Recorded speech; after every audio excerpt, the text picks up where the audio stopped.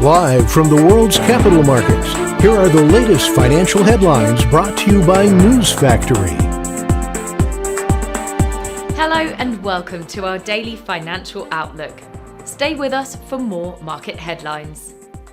The last session saw the gold gain 0.3% against the dollar. The ROC is giving a positive signal. The euro fell 0.4% against the dollar in the last trading session. The Williams indicator is giving a negative signal. The pound got a slight bump of 0.2% against the dollar in the last session. The ultimate oscillator is giving a positive signal. The last session saw the Aussie gain 0.3% against the dollar.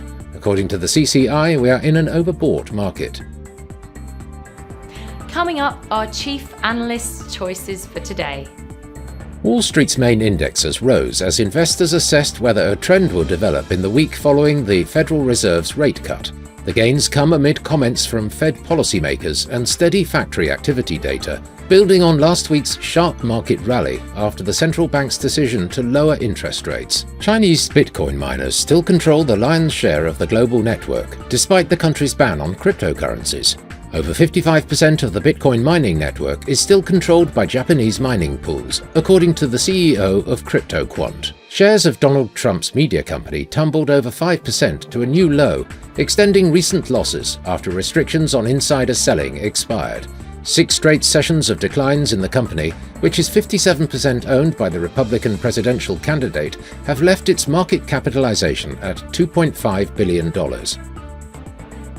Those were today's major economic events, and now moving on to world financial headlines.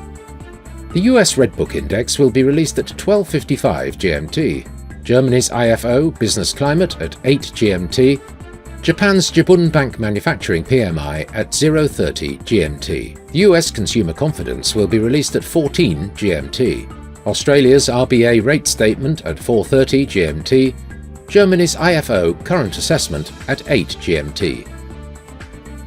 We hope that you've enjoyed Tuesday's financial report. On behalf of all of us here, we wish you a productive trading day. Be sure to join us tomorrow morning for the latest news and events from the financial markets.